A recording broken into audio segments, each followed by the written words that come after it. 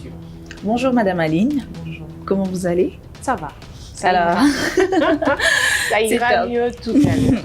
voilà, face à nous, quand on vous regarde, on voit une très belle femme, très gracieuse. Mais aujourd'hui, on emprunte RDC et dans vos bureaux pour en savoir plus sur vous. Au-delà de votre beauté et votre grâce, nous voulons découvrir qui est Madame Aline. Parlez-nous de vous. Autant des compliments le matin, c'est très flatteur. Merci. Alors, je suis Aline Kimputu, Yuri pour les intimes. Oui. Les amis proches m'appellent Yuri, ma mère m'appelle Yuri. Oui. Je suis femme entrepreneur à la tête d'une agence de communication et d'une ASBEL qui encadre les femmes. Oui. Je suis mère d'une petite famille de 4 enfants. Je ne sais pas si je dois dire petite famille. En tout cas, voilà.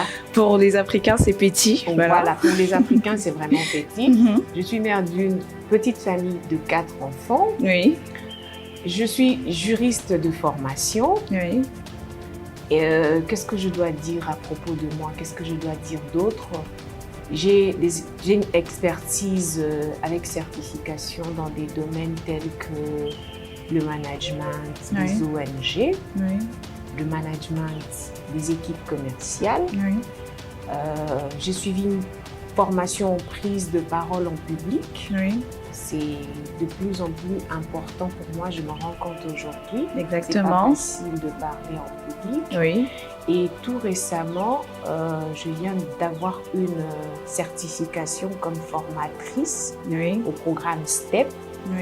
Le programme STEP, c'est un programme d'accompagnement des jeunes entrepreneurs lancé par la BADEM MPME.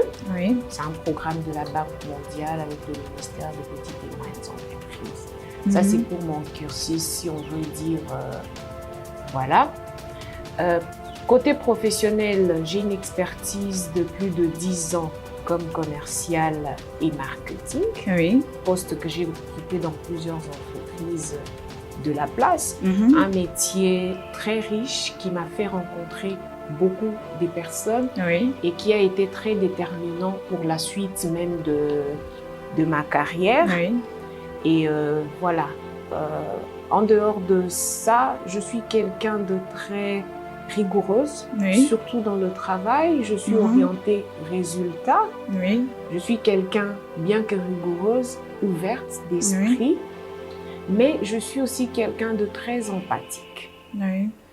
Quelqu'un m'a fait la remarque qu'on ne dit pas ça de soi-même, mais bon, je ne sais pas me définir autrement. Exactement.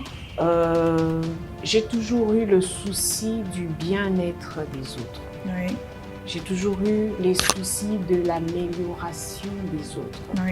J'éprouve une grande satisfaction quand je vois l'autre s'améliorer. Ça a toujours été moi.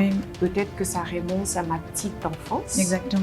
Donc voilà, dans des grandes lignes, c'est que Aline Kimputu est bon. Et voilà, celle qui est Madame Aline Kimputu, en tout cas, c'est une grande richesse, en tout cas, pour ce pays. Et dites-nous, Madame Aline, comment vous est venue l'idée de vous lancer plus exactement dans ce secteur d'activité? Voilà.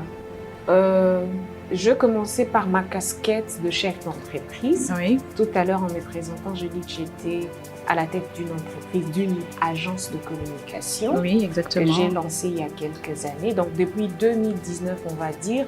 Ça date. Je suis à mon propre compte, à la tête d'une agence de communication que j'ai appelée Judy. Judy Consulting.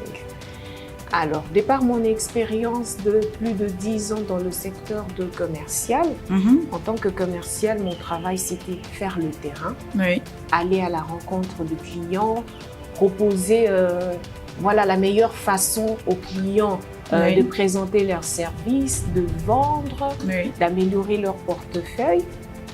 Ce qui m'a vraiment fait rencontrer, comme je disais tout à l'heure, beaucoup de personnes. Et ça m'a enrichi en tant que personne, mais aussi professionnellement. Je me suis rendu compte qu'il y avait un besoin. J'ai travaillé récemment, en tout cas mon dernier poste en tant que quelqu'un qui travaille dans une entreprise. J'étais responsable commercial et marketing. sur terrain, je me suis rendu compte que chaque fois que je présentais le service pour lequel je venais, il y avait une question supplémentaire. Madame Aline, en dehors de ce que vous venez nous présenter, est-ce qu'il n'y a-t-il pas moyen de nous offrir aussi un autre service? Est-ce qu'il n'y a pas moyen de faire aussi ça? Est-ce que? Et moi, j'ai saisi cette opportunité-là. J'ai compris qu'il y avait un besoin. Un besoin que peut-être mon entreprise, dans le temps où je travaillais, ne pouvait pas offrir. J'ai juste saisi cette opportunité-là. J'ai réfléchi à comment capitaliser cette opportunité, en faire une affaire rentable. Des fois, je me dis, c'est aussi simple que ça, l'entrepreneuriat. On va dans des définitions compliquées et autres, mais c'est vraiment à la base une opportunité qui se présente. Étudier cette opportunité, en faire une affaire et réfléchir comment faire de cette opportunité une affaire rentable et faire tenir ça dans la durée. C'est ce que j'ai fait. En 2019, je me suis mis à mon propre compte. J'ai lancé Judy Consulting, qui est une consultante en communication qui accompagne les privés, les particuliers et les entreprises dans leurs besoins de communication spécifiques ou globales. On se positionne comme apporteur de solutions de communication sur mesure. Parce que dans notre façon de travailler, l'entreprise A est différent de l'entreprise B, le besoin de l'entreprise A est forcément différent du besoin de l'entreprise B, même s'ils sont dans le même secteur d'activité. Nous étudions le profil du client, le profil de son client final et nous lui proposons le support de communication adéquat. Voilà ce que nous faisons avec Judy Consulting. Maintenant, en tant que ONG ou ASBEL, je veux dire ça, ma deuxième casquette, je disais tantôt que j'étais initiatrice d'une ASBEL qui encadre les femmes et les jeunes filles, que j'ai appelée Judy Fondation. Bon, vous allez peut-être me poser la question, pourquoi Judy? Exactement, pourquoi? Judy, là, je parle encore de Judy. Judy, c'est un mot swahili qui veut dire effort ou courage. Pour moi, ma petite histoire de vie, c'est vraiment un modèle de courage et d'effort. Le courage m'a fait ouvrir des portes. Donc le courage m'a bâti. La personne que je suis aujourd'hui, c'est vraiment le fruit de beaucoup de courage, de beaucoup d'efforts, de beaucoup de détermination. J'ai perdu mon père très jeune, j'avais 10-11 ans. Voilà, avant son décès, on avait plutôt une vie plus aisée. On passait notre temps entre deux vols, vacances par-ci, vacances par-là. Et quand il est décédé, en tout cas du jour au lendemain, notre situation avait beaucoup changé. J'ai vu ma maman tout vendre, tout ce qu'elle avait d'elle. Pagne, tout ce qu'elle pouvait vendre pour nous nourrir, pour nous envoyer à l'école, elle l'a fait. Et quand elle n'avait plus rien à vendre, elle s'est retrouvée à vendre au marché. Au marché encore, il y a des dames qui vendent à même la table et tout ça. Elle s'est retrouvée à vendre au marché à même le sol. Et quand il n'y avait plus moyen de vendre au marché, elle s'est retrouvée comme femme des ménages dans un couvent de prêtres. Donc, dans ma petite enfance, j'ai vu cette femme se battre au quotidien pour deux objectifs. Mettre la nourriture à table pour ses enfants et nous envoyer à l'école. C'est vraiment pour moi le modèle par excellence du courage. Et dans ma tête de petite fille, je me suis dit, quand on n'a pas de père, on souffre comme ça. C'est compliqué. Quand on n'a pas de père, cette femme est obligée de se battre comme ça pour nourrir ses enfants. Donc je veux dire, Judy Fondation, c'est vraiment le fruit d'une histoire personnelle qui remonte à ma petite enfance. Et là, je me suis promis que quand je serai plus grande, je veux construire un orphelinat. À la base, c'était ça. Parce que je me disais, les enfants qui n'ont pas de parents, c'est des enfants qui ont beaucoup de difficultés. Exactement. Beaucoup de difficultés. Alors, moi, quand je serai grande, si Dieu me fait grâce, je veux construire un orphelinat. Mais j'étais une fille. Je suis devenue une femme. J'ai compris que l'enfant est la responsabilité de la maman. C'est la maman qui encadre l'enfant. Je veux bien sûr aider cet enfant-là, mais la meilleure façon d'aider un enfant, c'est d'aider la maman. Parce que la maman a la responsabilité de l'éducation de cet enfant-là. Il y a même un proverbe qui dit « Qui éduque une femme éduque une nation. » Voilà. C'est vraiment en grandissant que je me suis rendu compte, moi-même étant mère, voilà, c'est plutôt sur la maman, sur la femme, la jeune fille qui va devenir maman qu'on doit se focaliser, la former, équiper cette fille de compétences et d'outils qui va la permettre à son tour de prendre soin de sa progéniture et ainsi de suite. C'est vraiment une chaîne. Et c'est comme ça qu'est née Judy Fondation. Nous accompagnons les femmes et les jeunes filles par des formations, tout simplement, parce que l'objectif avec la Fondation Judy, c'est apporter une valeur ajoutée réelle dans la vie des femmes qu'on rencontre, parce qu'actuellement, le niveau de la femme, surtout la femme dans des quartiers défavorisés, son niveau est trop bas. Si nous, en tant que fondation, nous pouvons apporter quelque chose qui va permettre à cette femme de relever son potentiel, de s'épanouir aussi, de s'épanouir, pour être utile dans la société, pourquoi pas. Donc voilà. En tout cas, Madame Aline, on vous entend parler, on entend parler une grande femme au grand cœur. Merci. Je ne sais pas s'il faudrait vous poser la question de quelles sont vos motivations, parce que là, vous nous avez presque tout dit. Et donc, on a déjà compris que l'une de vos motivations premières est votre enfance, l'histoire de votre enfance déjà. Et voilà, enfant, on a tous de rêves. Quel fut votre rêve d'enfance, Madame Aline? C'est drôle, hein? Oui. Exactement. Là, je veux vous dire, c'est vraiment marrant. Oui. Quand j'étais petite, j'aimais beaucoup Kofi. Oui. Et moi, j'ai rêvé de devenir une danseuse. Waouh! Rien à voir. Vraiment rien à voir. Ça, c'est surprenant. Voilà. Vous me parlez de rêve d'enfance. Oui. J'en avais 3. Je rêvais de devenir danseuse. Oui. Pas chez n'importe qui, chez Kofi Olomide, parce que vraiment toute petite, j'étais fan de Kofi. De 2, j'aimais beaucoup suivre à la télé les Jeux Olympiques. Et dans le temps, c'était Marie-Josée Pérec, je crois. Elle était athlète. Oui. Voilà. Moi, je rêvais de faire l'athlétisme. Je courais vraiment très vite quand j'étais petite. Et 3e chose, chaque fois que je voyais un monsieur en tenue de militaire, je me disais, quand je vais devenir grande, moi, je me marierai à un militaire. Pas n'importe Oui, pas n'importe lequel non plus. Pas n'importe lequel.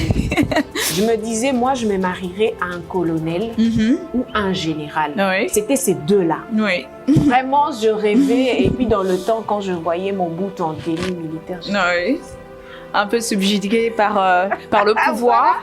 Comme quoi, nos rêves d'enfants, je ne sais pas qu'est-ce qu'ils cachent, mais aujourd'hui, je suis adulte. Rien de tout ça. Je ne suis pas la femme du colonel, voilà. Je ne suis pas danseuse chez Kofi. Exactement. Voilà. Je ne suis pas athlète non plus, mais je suis au service. Voilà. C'est toujours le pouvoir, parce que vous êtes au service des autres. C'est un grand pouvoir. Et surtout pour la femme. Je cherche le lien entre tout ça. Est-ce que je fais aujourd'hui? En tout cas, moi, je peux vous dire, C'est mon avis, bien évidemment. Je peux vous dire qu'il y a un lien parce que vous avez été subjugué par le pouvoir et là, vous exercez d'une autre manière. C'est pas comme dans vos rêves, mais aujourd'hui, c'est autre chose. Vous êtes un peu l'héroïne de ces jeunes femmes en détresse à qui vous venez en aide. Donc, merci beaucoup, Madame Aline. Et pensez-vous avoir atteint vos objectifs? Non, pas encore. Pas encore. Je suis loin d'atteindre mes objectifs. Oui. Ma vision à moi, c'est de voir les jeunes filles, surtout à la cité, oui. comprendre la valeur qu'elles représentent pour elles-mêmes, pour leur famille oui. et pour la société. Des fois, quand on fait le tour des quartiers, moi qui travaille à la cité, dans les quartiers défavorisés, si on peut les appeler comme ça, quand je côtoie les jeunes filles, je me rends compte que beaucoup n'ont pas conscience du potentiel qu'elles ont. Oui. Elles n'ont pas conscience de ce qu'elles peuvent devenir. Je donne mon propre témoignage. Oui.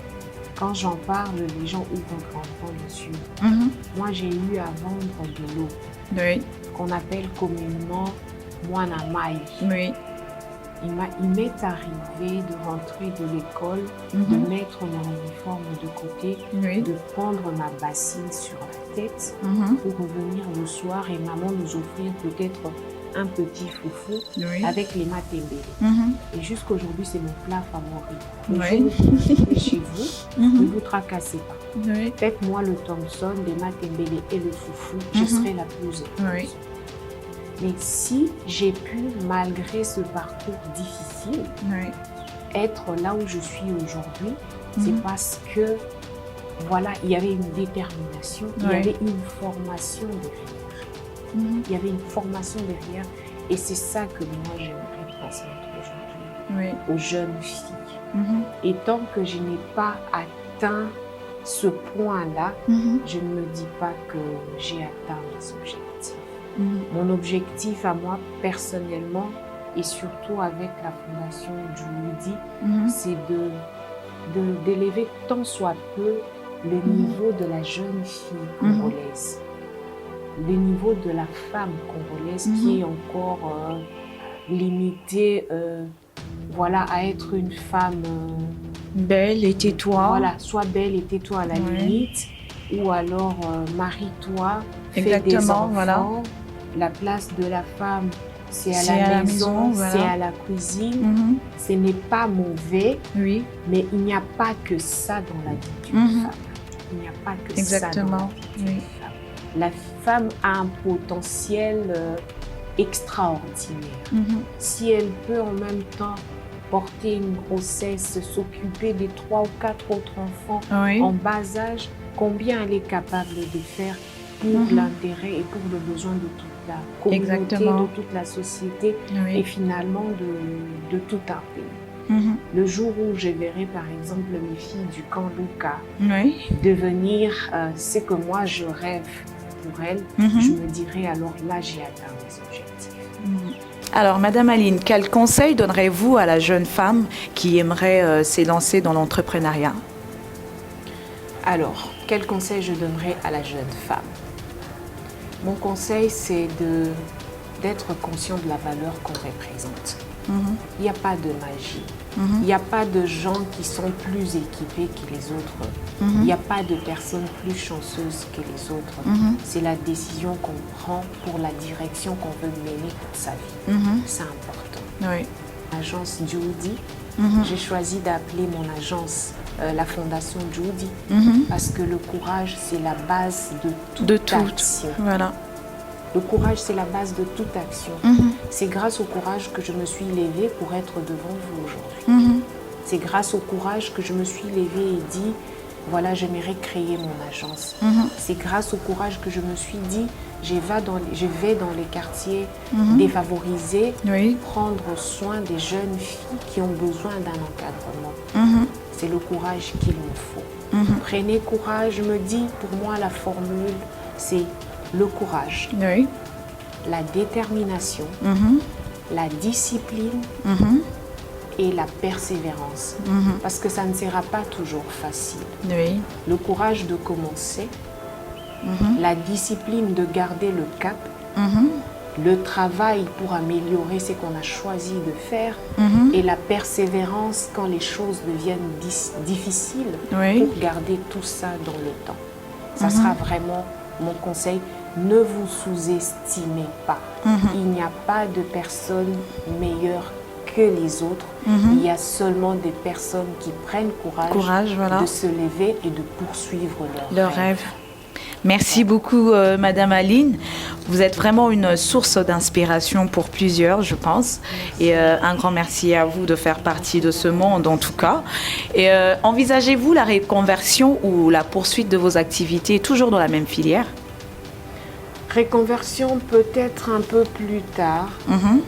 Pour le moment, je continue vraiment dans ce que j'ai commencé à faire, l'encadrement principalement en tant qu'entrepreneur social. Aujourd'hui, on parle de l'entrepreneuriat, mais on parle très peu de l'entrepreneuriat social. L'entrepreneuriat social, c'est un peu ce que je fais. Aller chercher ces personnes-là qui autrement ne seraient pas en mesure d'accéder à tel service, ne seraient pas en mesure d'accéder à telle formation. C'est ce que moi j'apporte principalement avec la fondation. Et pour le moment, je continue d'abord dans cette lancée-là. Si reconversion il y a, ça sera peut-être plus tard. Les gens me voient en femme politique. Pourquoi pas? Mais ça ne sera pas du jour au lendemain. Peut-être plus tard. Je suis encore en formation moi-même parce que je me dis la meilleure des formations ou le meilleur des investissements qu'on puisse faire dans la vie, c'est celui qu'on fait sur soi-même. Donc, je me forme continuellement. Exactement. Le jour où je me sentirai prête à embrasser une carrière politique, pourquoi pas. Je ferai ma reconversion. Voilà, merci beaucoup, Madame Aline. Et aujourd'hui, nous parlons de l'émancipation, de l'autonomisation de la femme.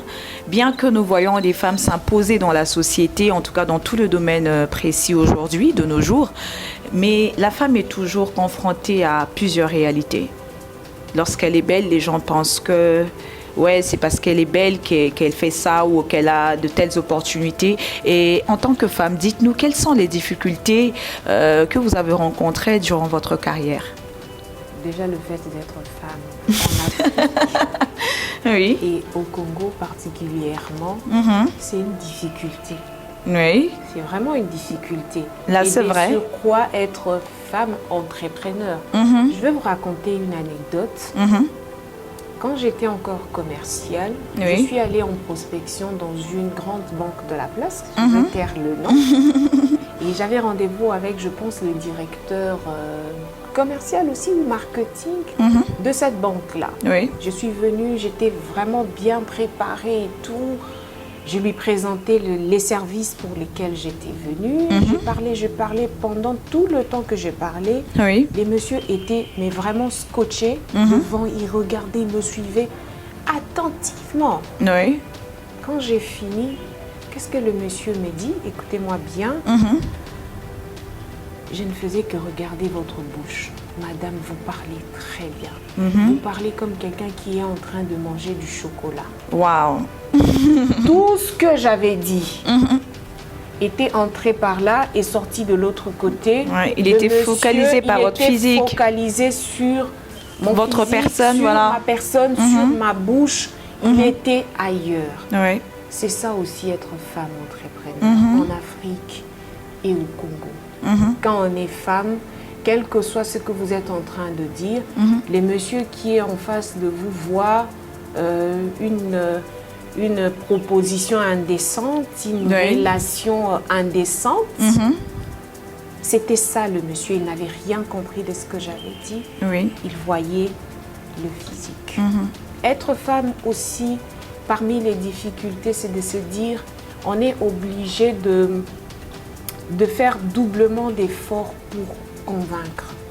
Quand quelqu'un se limite à la beauté, il ne fait pas attention à l'expérience. Alors par rapport à ça, on est toujours comme en perpétuel combat. Voilà, exactement, voilà. Voilà, j'ai cette expérience, j'ai cette compétence. Oui. Et c'est difficile, des fois c'est fatigant. Et troisièmement, en tant que femme, on a difficile d'accès au financement. Parce qu'il y a ce manque de confiance-là. Oui. J'irai avec un autre entrepreneur, un entrepreneur homme, auprès d'une banque solliciter un crédit. Il pourra facilement l'obtenir, voilà, à un homme, aux messieurs, qu'à une femme. Oui. On va me demander beaucoup on va poser beaucoup de questions, on va poser beaucoup de conditions. Voilà, c'est vraiment difficile aujourd'hui en tant que femme d'avoir accès au financement, à l'accompagnement quelconque. Ça, c'est des difficultés que personnellement j'ai rencontrées. Je peux évoquer aussi chez nous le fait d'être connu. Quand vous n'êtes pas connu, c'est difficile d'ouvrir les exactement. portes. Oui. C'est vraiment difficile. Moi, il m'est arrivé d'aller, particulièrement avec la fondation, toquer. Et parmi les questions, c'est « Vous êtes la femme de ?» Oui, voilà. « Vous êtes la fille de ?» Oui, c'est une triste réalité, bien évidemment. Pourquoi pour me recevoir, on me limiterait au fait que je sois la femme de quelqu'un, voilà. Ou alors que je la sois fille la fille de quelqu'un. Exactement. Pourquoi pas simplement que je sois moi, voilà. Aline. Ça, c'est des difficultés que personnellement, en tant que femme, j'ai rencontrées dans mon parcours.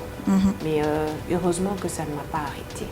Et ça ne devrait arrêter aucune autre femme. C'est ce qui est bien. Merci beaucoup, Madame Ali. Je vous en prie. Alors, vous êtes mère de famille, vous avez 4 enfants, comme vous l'avez dit au tout début. Et si, par consentement, l'un de vos enfants aspirait au même parcours et lutte que vous, quels conseils donneriez-vous? Déjà, au début, je vous ai dit que ma mère, c'était vraiment le modèle de tout ce que j'ai fait aujourd'hui. Elle est ma Judy. C'est vraiment ma Judy fait homme, si on peut dire ça comme ça. J'ai pris d'elle, j'ai beaucoup pris d'elle. J'apprends encore aujourd'hui d'elle. Je transmets de la même façon à mes enfants. Ma fille est née à 21 ans. Elle m'accompagne partout.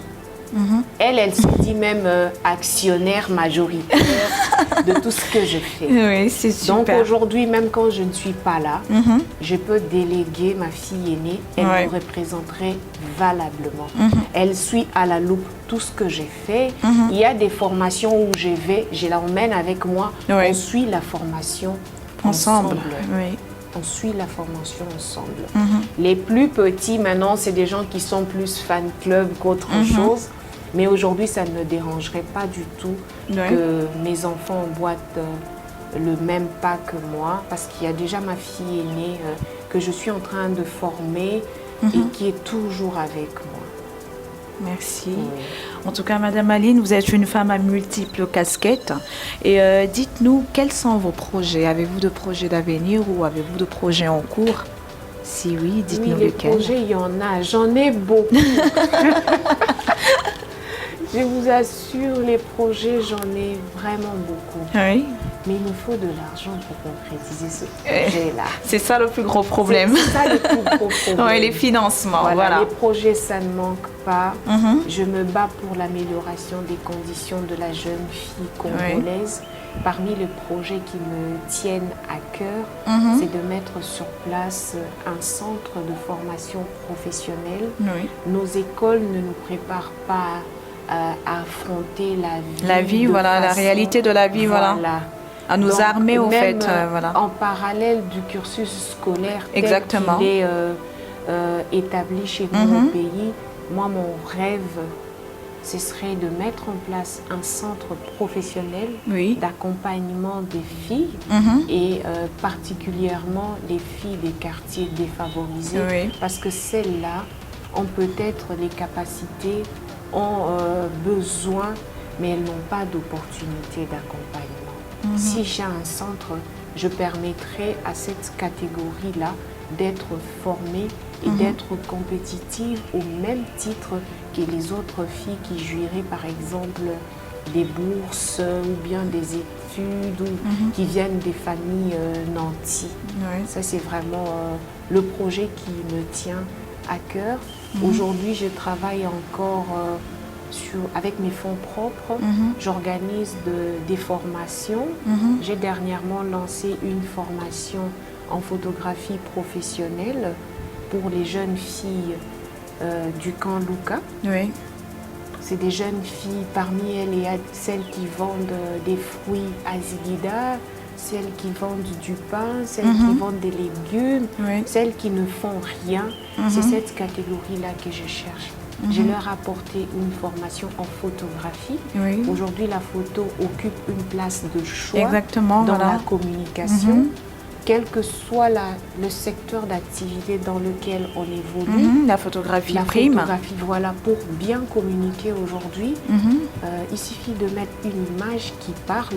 Une phrase suffit parce que l'image dit tout. En soi, voilà. C'est un métier qui prend de l'ampleur, qui s'impose même dans nos vies. Alors je me suis dit, j'apporte ça dans ce milieu-là aujourd'hui. Quand on parle de Kanlou, qu'on voit directement, voilà. Ça c'est vraiment, c'est pour vous donner un exemple de ce que nous faisons déjà. Oui. Et ces filles ont été formées. Aujourd'hui, au moment où je vous parle, elles sont photographes. Elles couvrent déjà des événements. Il y a quelques événements, merci, qu'elles ont eu à couvrir en tant que photographe. La journée de la jeune fille organisée par la Commission nationale des femmes entrepreneurs de la FEC. Oui. La photo a été couverte par mes filles. La foire des entrepreneurs qui a eu lieu au Parlement, organisée par le Sénat. Elles sont allées prester comme photographes. C'est quelques exemples que je vous donne de ce qu'elles font déjà. Nous avons mis en place une agence photo qui les emploie en attendant le plaidoyer que j'ai fait maintenant par-ci, par-là pour leur placement effectif pour de contrats de travail. Ça, c'est des formations que nous organisons comme ça ponctuellement. Mais si aujourd'hui j'ai un centre de formation, ça serait un centre où on va trouver, par exemple, une filiale en photographie, une filiale en coupe-couture, une filiale spéciale cuisine, où on va sortir des chefs cuisiniers, femmes. On en compte au bout de doigts ici chez nous au Congo, certifiés cuisiniers. Il n'y en a pas. Oui, il n'y en a pas assez, voilà. Voilà, on peut faire un centre vraiment avec des filiales reconnues, avec des diplômes reconnus et avoir toutes ces filles qui viennent s'y former. Ça, c'est mon rêve le plus cher. En tout cas, des très beaux rêves. Espérons que cela se concrétisera par la grâce de Dieu, bien évidemment. Et Madame Aline, comment vous vous situerez-vous par rapport à la foi? Est-ce important? Avoir la foi, c'est très important. C'est très, très, très important. Il y a des jours où j'élance des choses simplement sur base de la foi. Je crois tellement que ce que j'ai lancé va marcher et j'ai mis mon Dieu à l'épreuve. Je le mets à l'épreuve. Je dis, mon Dieu, tu m'as tout donné. Tu m'as tout donné. Tu m'as donné déjà le souffle de vie. Tu me donnes la force de me lever le matin. Tu m'as donné l'intelligence de mettre en place ce projet. Tu pourvoiras pour l'argent qui va concrétiser ce projet. C'est important. Je suis croyante et la foi, c'est l'essence même qui conduit tout ce que j'entreprends de faire. Parce que si je n'avais pas la foi, même si j'avais le courage, ça fait longtemps que j'aurais arrêté. Parce que les difficultés, j'en ai rencontré beaucoup et j'en rencontre encore tous les jours, mais c'est grâce à cette foi-là que je tiens et que je continue à travailler. Merci beaucoup, Madame Aline. Et en tout cas, vous êtes une femme non seulement à multiples casquettes, vous formez et vous faites de ce que vous formez des personnes qui s'imposent importantes aussi au sein de la société. Et en gros, moi, je dirais que vous êtes une influenceuse. Et par rapport à cela, me fait sourire. Et par rapport à cela, Madame Aline, comment définirez-vous le terme influenceur? Influenceur. Oui. Déjà, c'est un mot, excusez-moi, qui a pris une connotation tout autre Oui. avec les réseaux sociaux. Mhm. Aujourd'hui, se dit influenceur ou influenceuse, Mhm. quelqu'un qui a 10 000, 15 000, 50 000 abonnés sur les réseaux sociaux, Mhm. quelqu'un qui prend des belles photos, Mhm. quelqu'un qui prend des photos dans des restos chics, les hôtels chics, Oui. quelqu'un qui voyage en business class. Mhm. Ça s'appelle influenceur ou influenceuse. Mhm. Est-ce que c'est vraiment ça être influenceur? C'est malheureusement ce modèle-là Mhm. que nos jeunes filles et Ouais. garçons copient Mhm. sans savoir le revers de médaille, la vraie réalité derrière Exactement. tout ça. Voilà. Nos jeunes se disent, voilà, il suffit pour moi de m'habiller, Ouais, de d'aller bien en m'habiller, ville. voilà. J'ai l'argent pour m'acheter un verre de jus. Mhm. Je prends 5-6 photos, 6 belles photos. Exactement. Les gens viennent liker, je deviens influenceuse. Non, Mhm. c'est vraiment une responsabilité. Oui. Et je pense que toutes ces personnes qui se disent influenceurs ou influenceuses doivent prendre conscience Oui. qu'il y a des milliers de jeunes qui regardent Mhm. et qui suivent. Oui. C'est une occasion pour eux Mhm. de transmettre la bonne information de la meilleure façon qu'il soit. Mhm. On ne se lève pas du jour au matin et on voyage en business class. Oui. Il faut travailler pour se Exactement, permettre... il faut travailler dur. Voilà, il faut travailler dur pour se permettre de payer un billet en business class. Oui. On ne se lève pas du jour au matin pour aller à un séjour ou bien un week-end à Kempinski. Oui. Il faut de l'argent. Comment vous faites pour gagner cet argent-là, aller passer le Exactement. week-end à Kempinski? Une jeune fille au quartier qui ne comprend pas ça Oui. va se mécomporter pour avoir de l'argent et aller passer un week-end à Kempinski. Le message est biaisé. L'influence que vous portez ou que vous faites sur cette jeune fille-là Oui. est biaisée. C'est là où moi je suis un peu contre cet effet influenceur, influenceuse. Elles ont de l'impact, elles ont le pouvoir de transmettre, elles ont le pouvoir d'impacter. Exactement. Quant à le Positivement faire, ou négativement. Voilà, positivement ou négativement. Alors, elles doivent utiliser, ils ou elles doivent utiliser cet impact de façon positive. De façon positive, faire un travail de fond. Oui. Aujourd'hui, moi, si je dois me dire influenceuse, ça serait vraiment, j'aimerais influencer par mon courage. Exactement. Quelqu'un qui voit Madame Aline qui dit Madame Aline est venue de là, Oui. et ensuite là, et ensuite là. Donc, même si je suis là, Oui. je n'ai pas à me comporter pour ressembler à Madame Aline, parce que Madame Aline n'arrête pas de nous parler de son courage. Voilà. Si je suis influenceuse aujourd'hui, j'aimerais être une influenceuse qui impacte par son travail. Oui, voilà. Une jeune fille qui me regarde, qui me dit, voilà, je peux être quelqu'un dans la société grâce à mon travail, mon Oui. expertise. Pas besoin de me